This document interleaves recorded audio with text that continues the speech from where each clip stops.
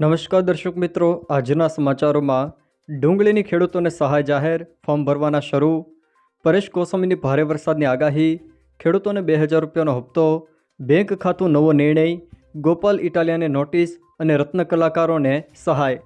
આવા 25 મોટા સમાચાર વિશે વિડીયોમાં આગળ વાત કરીશું, તો છેલ્લે સુધી જોતા રહેજો. તે પહેલાં તમે અમારી ચેનલમાં નવા છો તો ચેનલને સબસ્ક્રાઈબ કરી લેજો, જેથી મારા આવનારા તમામ વિડીયોની માહિતી તમારા સુધી પહોંચી શકે. આજના સૌથી પહેલાં સમાચાર વિશે વાત કરીએ તો ડુંગળીનું ઉત્પાદન કરતા ખેડૂતો માટે રાજ્ય સરકાર દ્વારા મહત્વનો નિર્ણય લેવામાં આવ્યો છે. ડુંગળીનું ઉત્પાદન કરતા ખેડૂતોને આર્થિક સહાય આપવામાં આવશે. ડુંગળીનો બજાર ભાવ ઓછો મળ્યો હોવાથી સહાય આપવામાં આવશે. ખેડૂતોને ₹200 પ્રતિ ક્વિન્ટલ સહાય આપવામાં આવશે. એપ્રિલ અને મે મહિના દરમિયાન એપીએમસીમાં ડુંગળીનું વેચાણ કરનાર ખેડૂતોને જ આ સહાય મળશે, જેમાં ખેડૂત દીઠ મહત્તમ 25,000 કિલો એટલે કે 250 ક્વિન્ટલ વેચાણ પર સુધી મહત્તમ ₹50,000 સુધીની સહાય મળવાપાત્ર રહેશે. ખેડૂતોએ સહાય મેળવવા માટે આઈ ખેડૂત 2.0 પોર્ટલ ઉપર આગામી તારીખ 15 જુલાઈ સુધી ઓનલાઈન અરજી કરવાની રહેશે. જોકે સહાય માટે ₹124 કરોડની ફાળવણી કરવામાં આવી છે, જેમાં અંદાજિત 90,000 જેટલા ખેડૂતોને સહાયનો લાભ મળશે. પ્રાથમિક શિક્ષણ ક્ષેત્રે રાજ્ય સરકાર દ્વારા સૌથી મોટો નિર્ણય. રાજ્યની પ્રાથમિક શાળાઓમાં બેગલેસ ડે અમલી થશે. દર શનિવારે બેગલેસ ડે અંતર્ગત વિદ્યાર્થીઓને વિવિધ પ્રવૃત્તિઓ કરાવાશે. શાળાઓએ કરવાની થતી પ્રવૃત્તિ અને ડ્રીલ અંગે વિસ્તૃત પરિપત્ર પણ કરાયો છે. શારીરિક કસરતો, યોગ, બાલસભાનું પણ આયોજન કરવા સૂચના આપવામાં આવી છે. જોકે જુલાઈથી જ બેગલેસ ડે આનંદદાયી શનિવાર પર અમલવારી શરૂ કરવા સૂચના આપવામાં આવી છે. આમ આદમી પાર્ટીના સ્ટિંગ મામલે લલિત વસોયાની ઇટાલિયાને નોટિસ ફટકારી. પેટા ચૂંટણી દરમિયાન ઇટાલિયાએ લલિત વસોયા પર સ્ટિંગ દ્વારા ખોટા આક્ષેપો કરાવવાનો આરોપ મૂક્યો છે.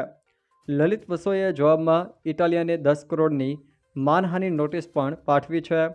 વસોયાએ કહ્યું છે કે 7 દિવસમાં પુરાવા આપો, નહીં તો કોર્ટમાં કેસ કરશે. ઇટાલિયાએ કહ્યું કે મને હજુ સુધી નોટિસ મળી નથી, ટીવીમાં બતાવી છે. જોકે ઇટાલિયાએ ભાજપ અને કોંગ્રેસ પર આરોપ મૂક્યો હતો કે મારી જીતથી એમને દુખે છે. કોમર્શિયલ ગેસ સિલિન્ડરના ભાવમાં ₹58નો ઘટાડો. જુલાઈ મહિનાની શરૂઆતમાં જ એલપીજીના વપરાશકારોને મોટી રાહત મળી છે. ઓઇલ માર્કેટિંગ કંપનીઓએ એલપીજી સિલિન્ડરના ભાવમાં ઘટાડો કર્યો છે અને તેને કારણે દિલ્હીથી મુંબઈ સુધીની કોમર્શિયલ એલપીજી ગેસ સસ્તો થઈ ગયો છે. એલપીજી સિલિન્ડરના સુધારેલા ભાવ 1 તારીખથી લાગુ થઈ ગયા છે.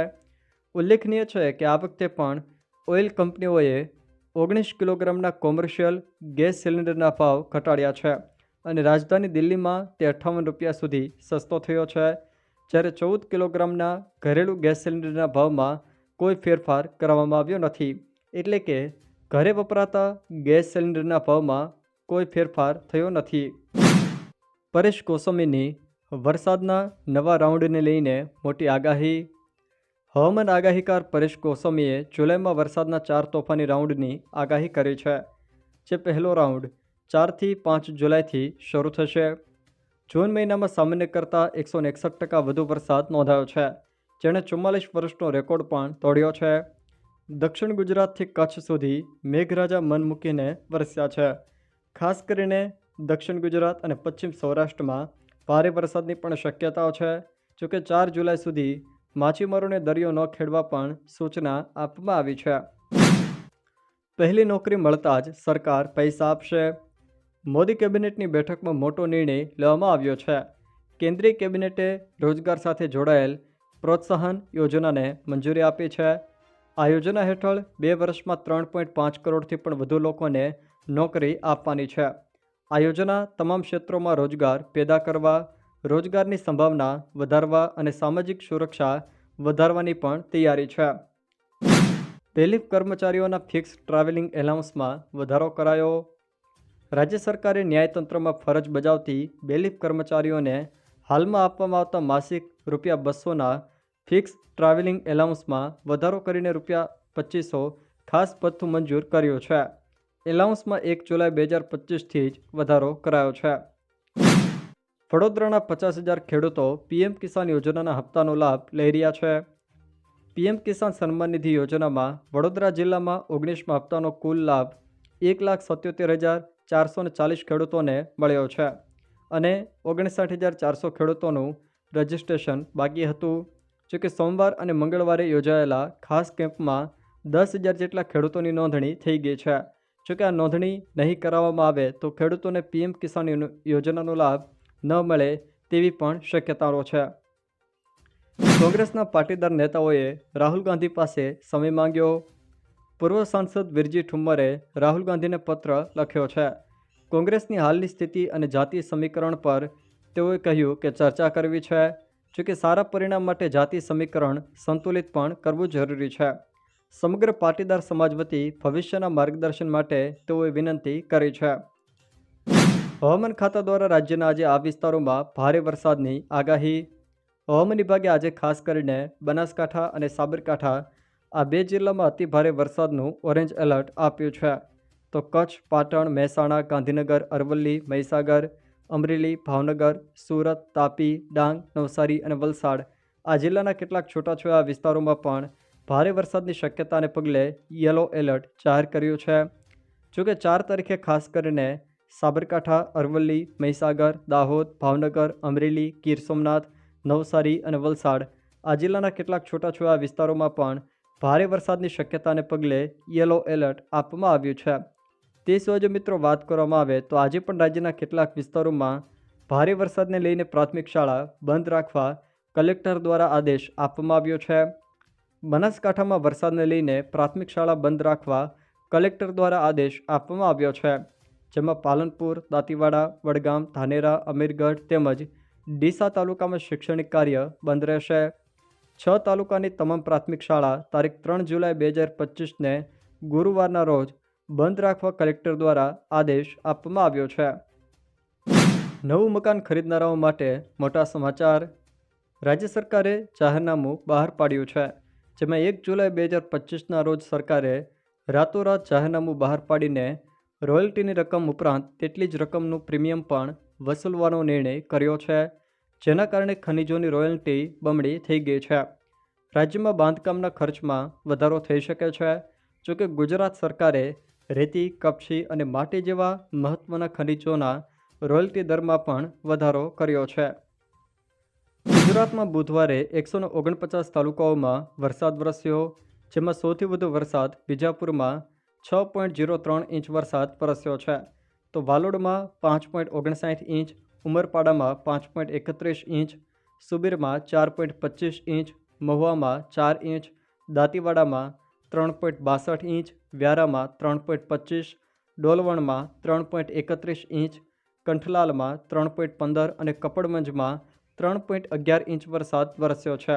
જોકે બારડોલી, મહુધા, હિંમતનગર અને સાગબારા તેમજ સોનગઢમાં 2 ઇંચથી વધુ વરસાદ નોંધાયો છે. પંજાબ નેશનલ બેંકના બેંક ખાતા ધારકો માટે મહત્વનો નિર્ણય લેવાયો. પંજાબ નેશનલ બેંકે તમામ સેવિંગ એકાઉન્ટ માટે મિનિમમ બેલેન્સ ન રાખવા પર લાગતી પેનલ્ટી સંપૂર્ણપણે માફ કરી દીધી છે. આ ફેરફાર 1 જુલાઈ 2025થી લાગુ થઈ ગયો છે.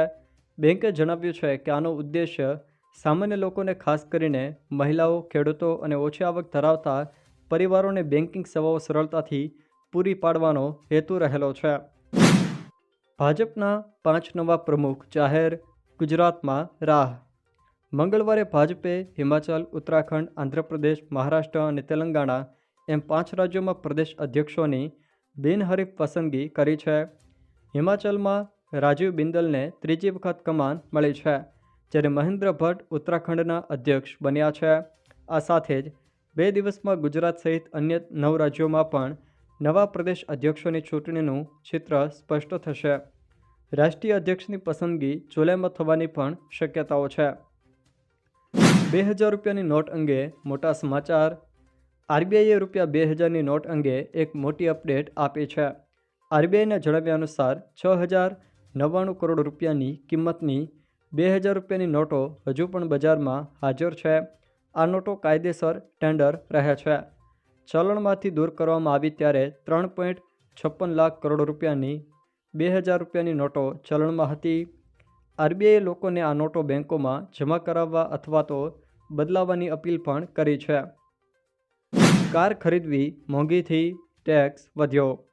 મહારાષ્ટ્રમાં કાર ખરીદવી હવે પહેલાં કરતાં મોંઘી થઈ ગઈ છે. રાજ્ય સરકારે ટેક્સ નિયમમાં મોટો ફેરફાર કર્યો છે. જો કારની કિંમત 10 લાખ સુધીની હોય તો 11% ટેક્સ, 10 લાખથી 20 લાખ સુધીની કાર પર 12% ટેક્સ અને 20 લાખથી વધુની કાર પર 13% ટેક્સ ચૂકવવો પડશે. તો 10 લાખ સુધીની ડીઝલ કાર પર 13%, 10થી 20 લાખની કાર પર 14% અને 20 લાખથી વધુની ડીઝલ કાર પર 15% ટેક્સ આપવો પડશે. જો દર્શક મિત્રો આ વિડીયો તમને પસંદ આવ્યો હોય તો વિડીયોને લાઇક કરો, તમારા મિત્રો સાથે શેર કરો અને જો તમે અમારી ચેનલમાં નવા હો તો ચેનલને સબસ્ક્રાઈબ જરૂર કરજો, જેથી અમારા આવનારા તમામ વિડીયોની માહિતી તમારા સુધી પહોંચી શકે.